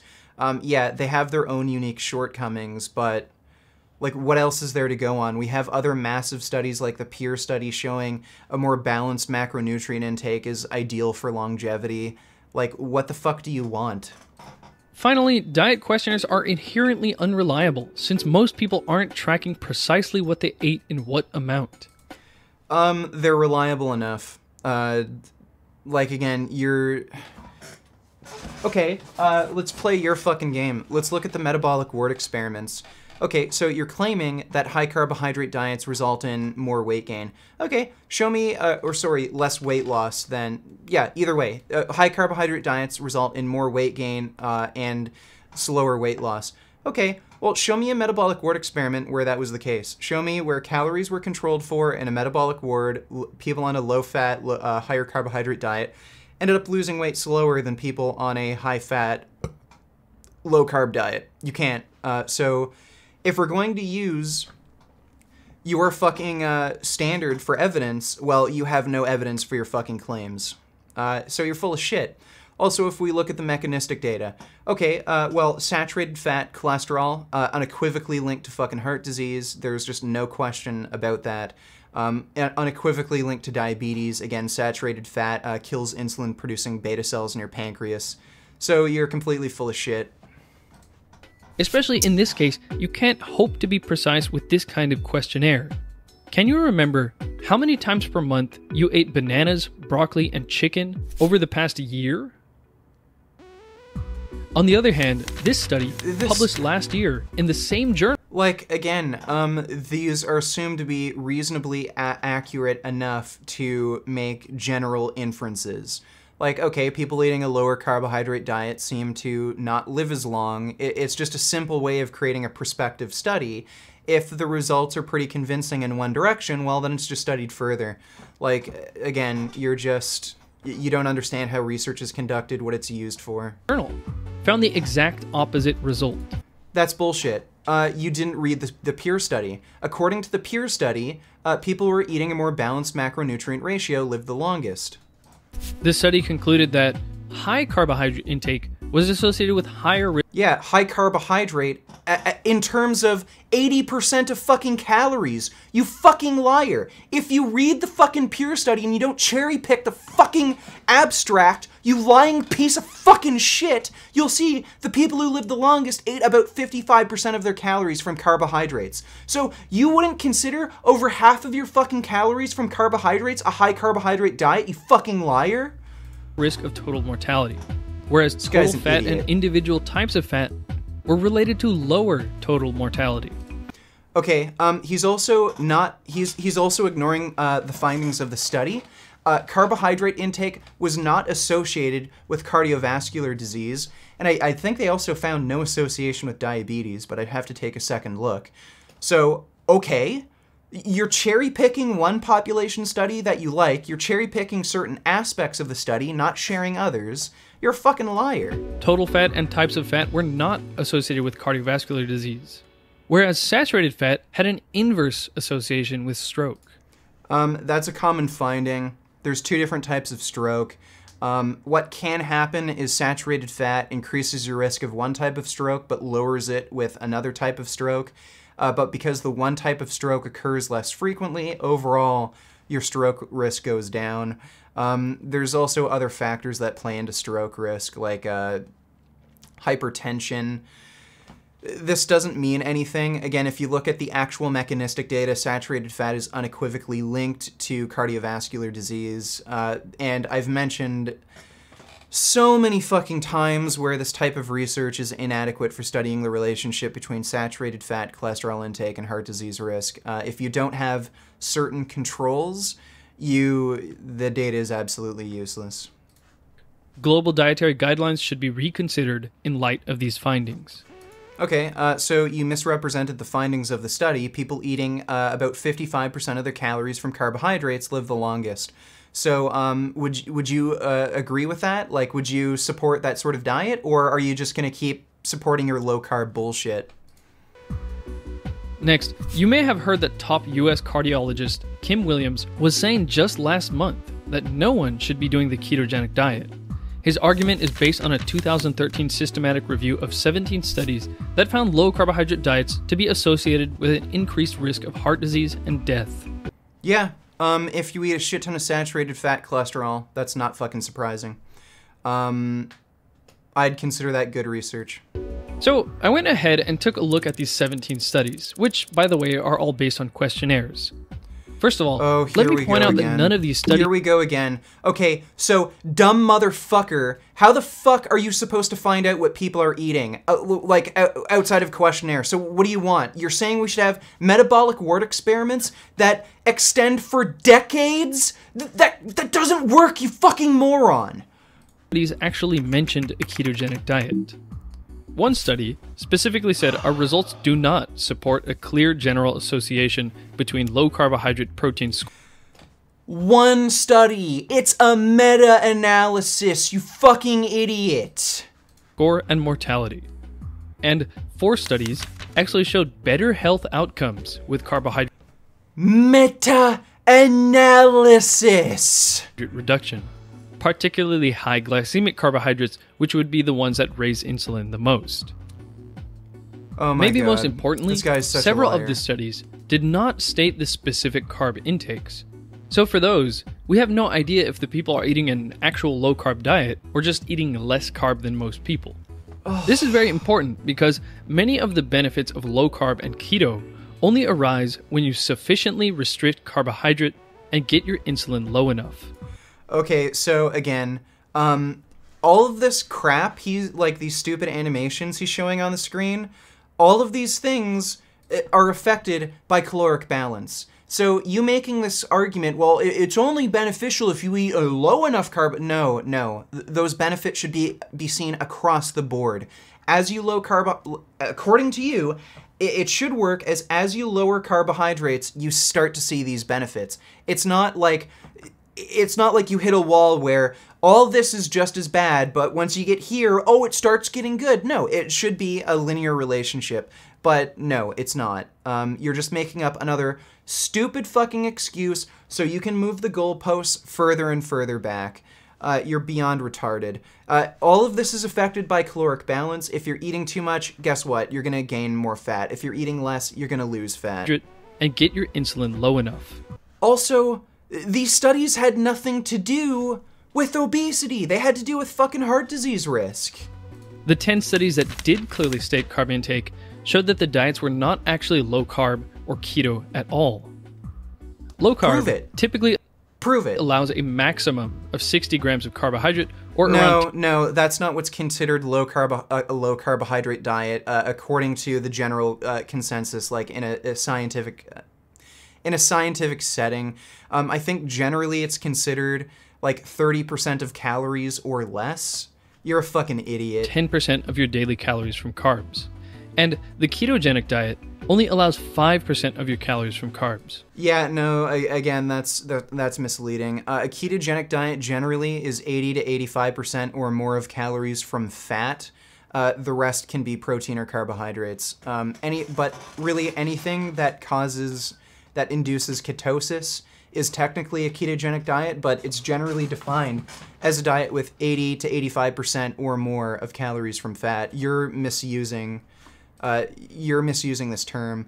Okay, well, you could have a diet where only 5% of calories come from carbohydrates. The reason it's defined as 80 to 85% or more of calories from fat is because, okay, you could only eat 5 grams of calories from carbohydrate, but you could eat 50% of calories from protein, and the protein will prevent you from going into ketosis. So the most important thing here is fat intake. You're just misusing terms. You're stupid. 2 studies only went as low as 25%. Yeah, that's a low carbohydrate diet. That's a low carbohydrate diet, you stupid motherfucker. According to the scientific literature, a low carbohydrate is defined as a diet where about 30 or less percent 30% or less of calories come from fat. That is a low carbohydrate diet. Carbs, and the remaining 7 studies didn't even get below 30%.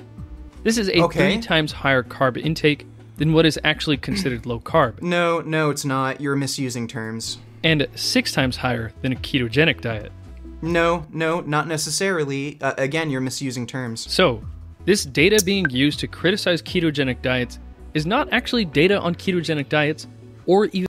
Look, if you look at the overall macronutrient balance of these diets, way higher in saturated fat, way higher in fucking cholesterol, 2 macronutrients that are unequivocally linked to heart disease. So you are completely and utterly full of shit. You're a fucking moron. Low-carb diets.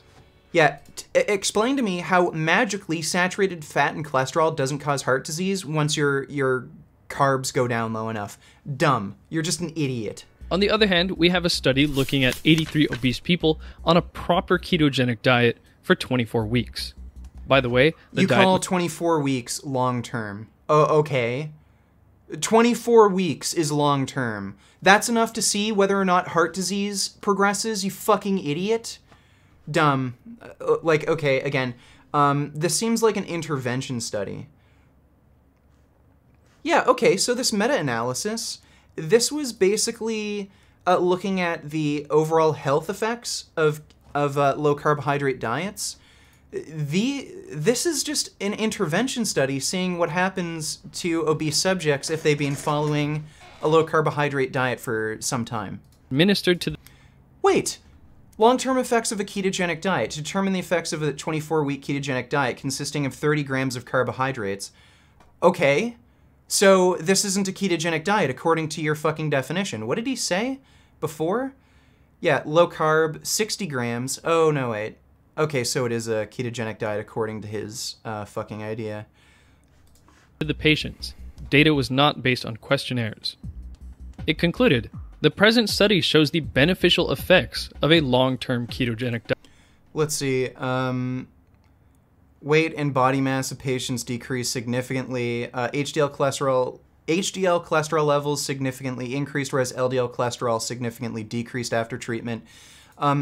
That's just because of the result of weight loss. Also, if you look here, 80% of the fat was from polyunsaturated and monounsaturated fats. Those can decrease cholesterol levels.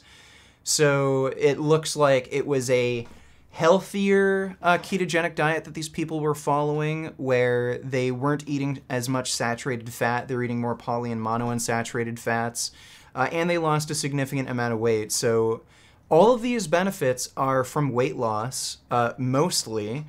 The overall macronutrient balance wasn't great, but they also weren't eating a tremendous amount of saturated fat, which is the main fat of concern. That's what causes heart disease.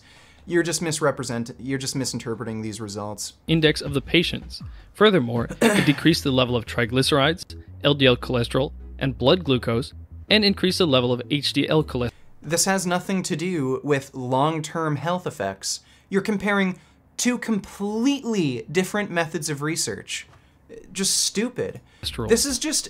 24 weeks is considered long-term in, like, an intervention study, maybe, but that's really not long-term. Again, you won't be able to determine... You won't be able to see, like, actual health outcomes in 24 weeks. You need at least several years to see if a certain diet is going to result in greater rates of heart attacks or something like that, which is what the meta-analysis did. This is just like a short-term, like, intervention experiment. Administering a ketogenic diet for a relatively longer period of time did not produce any significant side effects in the patients. And there's plenty more studies that showcase the various beneficial effects of a ketogenic diet. Oh my god. This guy is so fucking tiring. You're just cherry-picking data. That's all you're fucking doing. Again, saturated fat, cholesterol, fucking terrible for you, unequivocally linked to heart disease. You're just cherry-picking these short-term fucking studies that have nothing to do with long-term health outcomes. You're just a fucking moron. I put links to a couple... And there's no granularity here. They're comparing, like, a ketogenic diet to nothing, or they're comparing a ketogenic diet to just a lower calorie diet, and they're not even like doing the shit in a metabolic ward where you can actually make sure there's like effective diet adherence. This is just stupid. Like, show me a study comparing like a traditional ketogenic diet to a vegan diet, and let's see what performs better. You won't do that, will you? A dozen of them in the description. So, as we've seen, based on how diabetes develops, a low-carb or ketogenic diet would be the most logical approach to treating it, yet... No, it's not. Again, take a look at Dr. Neil Bernard. He reverses diabetes in many of his patients, improves diabetic symptoms with a whole foods vegan diet. Again, to prevent diabetes in the first place, vegan diet's the most effective. You're just making completely illogical inferences here. People are constantly advised against it. Another approach this video unfortunately didn't get... Honestly, he's talking about obesity and diabetes. Why wouldn't you have mentioned, like, other diets other than the ketogenic diet? Like, why wouldn't you have mentioned vegan diets? It seems pretty biased here because there's more ways to treat diabetes than just a ketogenic diet. So why aren't you talking about any of that? So you're clearly just hiding information here that doesn't fit with your overall opinion. To touch on is fasting. This is another excellent way to lower insulin, increase fat burning, and restore insulin sensitivity. Actually, okay, so in overweight people, not eating, yeah, obviously it's going to improve insulin sensitivity because you're going to lose weight extremely quickly, and you're not going to raise blood sugar because you're not eating. But in healthy individuals, fasting actually reduces insulin sensitivity. Fasting is a state of starvation, and your body kind of wants to make sure it has ready access to glucose, especially for your brain. And to preserve glucose for your brain, your body will actually make itself less insulin sensitive if you fast for a prolonged period of time and you're a generally healthy person. In an overweight, unhealthy person, it'll be a bit different just because they're so goddamn fat. Not eating is beneficial. But again, he's not going to know this. This is mentioned in Jason Fung's book, The Diabetes Code. You may still have several concerns regarding low-carb or ketogenic diets, and you may just now be thinking about concerns you have about fasting. As I've covered many of these points in previous videos, take a look at the description for links to relevant videos and more information. That was brilliantly stupid. So basically your argument overall was eating too much causes you to gain weight, and for some reason you have to follow a low-carb diet because you can eat less. Just beyond stupid. I also love in that one ketogenic study he cherry-picked, he talked about how this ketogenic diet lowered cholesterol. Okay, well, why aren't you comparing that to studies on vegan diets where, well, let's see, what diet is better for lowering cholesterol, improving markers for heart disease risk? Oh, he won't do that. What about a daily 18-hour fast? I don't think fasting for that long each day is beneficial long-term. Really, like, intermittent fasting, it's just a tool to use for appetite control. It's long-term, I don't think it has any particular unique health benefits. I know some people say, okay, well, if you eat less or less frequently, you raise growth hormone, and then when you eat, your growth hormone goes down. Look, unless you raise growth hormone levels to super physiological levels and you keep them there throughout the entire day, it's not going to do anything. Again, if you take a look at bodybuilders or even people who are trying this anti-aging bullcrap who are taking growth hormone, they have to inject growth hormone every few fucking hours to have any kind of noticeable benefit, and it's at super physiologically high levels. So just because your growth hormone raises like a little bit, you know, initially, and then, you know, the rest of the day it goes down, it doesn't do anything.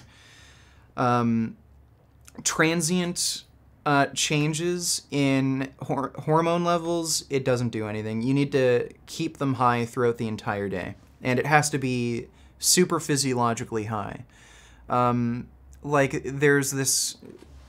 I've seen it all the time with, like, testosterone boosters. They'll claim raises testosterone by 30%. Well, raising your testosterone by 30% literally won't do anything if you already have healthy testosterone levels. So if you have, like, free testosterone in the range of, like, 500-600, raising it by 30% won't do anything. You literally have to double it. You have to raise your testosterone to, like, free testosterone to 1,000 milligrams per deciliter. No, nanograms per deciliter to see an actual benefit. Same with things like growth hormone. So no, I wouldn't say long-term there's any kind of benefit with intermittent fasting, so having an 18-hour fast and having a very small feeding window. I think that's just a novel way to control for calories so you can kind of help with diet adherence and weight loss. Anecdotally, I've seen a lot of people say, well, it kind of helped with my digestion. Okay, fair enough. Like, you know, there might be some weird things with your digestion where your system just does need a break. And, you know, having, like, maybe just 18-hour long fast daily for, like, a week or two, or going for, like, a 3 or 4 day fast, that might fix it.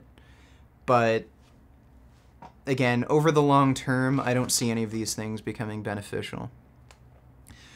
Okay, so there's just about 8 more minutes in the stream. If you guys have any questions, you can just ask it now.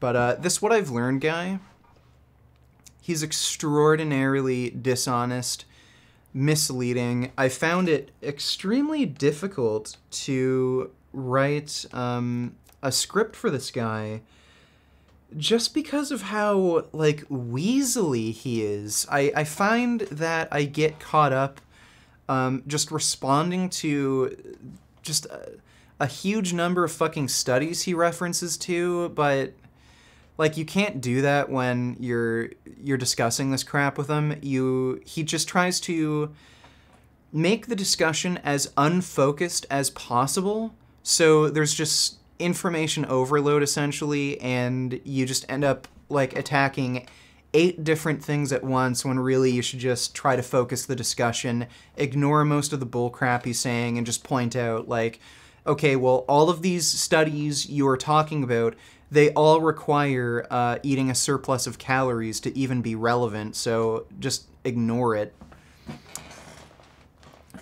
But I really hate this guy. Jackass. Can't fucking stand him. I wonder where he lives.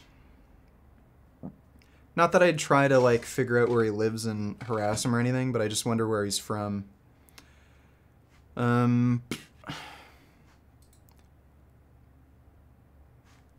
yeah. Fucking Rhonda Patrick. She's kind of an idiot. She made a video about, like, with Joe Rogan, what actually causes heart disease. She didn't mention saturated fat and cholesterol.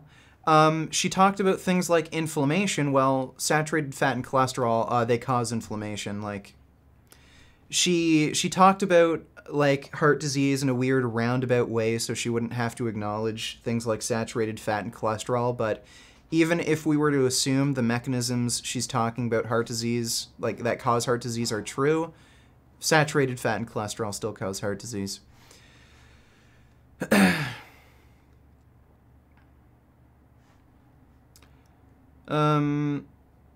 Have you ever heard an argument for carnism from a non-selfish or altruistic perspective? No. I've only heard, like, appeals to nature, like it's the natural way of doing things, that humans should live. I've heard, like, people like Lierre Keith talk about how farming is, like, environmentally damaging, but, like, she's talking about, oh, well, if you have grass-fed cattle, it doesn't harm the environment. Yeah, it fucking does. Like, you have to clear out room for the cattle. Just nothing these people say make any sense. Like, I guess people like Lierre Keith and crap, they come the closest to having, like, non-selfish reasons for doing it, but, you know, deep down, all of these people come up with this argument like these arguments because they want to eat meat, not because there's any evidence that we should. And they try to justify it by making up these, like, non-selfish, altruistic, environmental reasons for why we should, when none of them make any sense. Like to dislike ratio is scary. It should be illegal promoting bad diets with idiotic reasoning. I don't think it should be illegal, but I think we really need to focus more on education and critical thinking so people don't fall for this bullcrap. Have you seen the latest movie trailer of Replicas with Keanu Reeves? If not, you should check it out now. It is about your wish of being able to transfer the mind into a machine. Okay, damn. I gotta check that out. That sounds sick.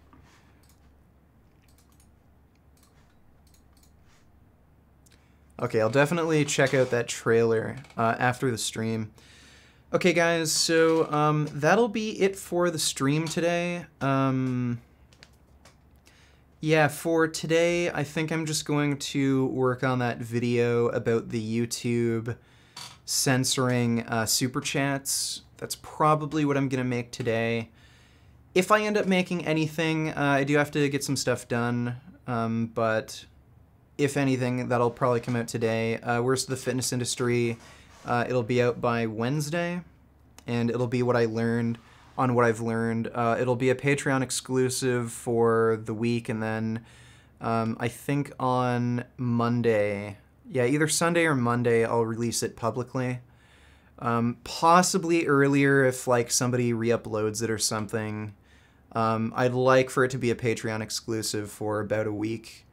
But if people start re-uploading it, then I can't really do that. Yeah, so that's it with the... I don't want to watch it with all of you guys just because I'm worried about getting a copyright strike. I really can't afford getting a copyright strike on this live streaming channel right now because if that happens, that like even if it's not a strike, if it's a claim, they just cancel your live streaming privileges. It's insane. So I'm gonna avoid like things like movie trailers and crap. If it's just somebody else's YouTube channel, I'm comfortable with it, but if it's for some kind of movie or like truly copyrighted content, I'm uneasy about doing that. You feeling better, by the way? Overall, I'm feeling better, but, like, emotionally, I'm still kind of on a weird roller coaster where some days I'm, like, super depressed and angry, other days I feel better. Overall, though, I'd say I'm improving. Like, I've been able to put out a lot more videos this month, so, you know, if that's any indication on getting better, then I'd say I'm getting better. What if you watch it at frame by frame? Well, I don't think there's any way of really doing that. Like, and especially the type of trailer, like, I don't know. I'll just watch it, and then maybe next stream I'll talk about it. But thanks for checking out the stream, guys. I'm just going to get to work with, you know, what I have to get done today. I'll have the Worst of the Fitness Industry out by Wednesday night. And yeah, with that said, just huge thanks to everyone donating to me on Patreon. I know we have quite a few new patrons. I'm going to head out to the gym pretty soon, but when I get back, I'll probably hop in Discord. And if I think there's a few new people in Discord, so... yeah, in a few hours, I'll be in Discord. And, yeah, thanks again, guys, for checking out the stream. And, hope you guys have a good day. And I'll just wait a few seconds, because sometimes it cuts me off.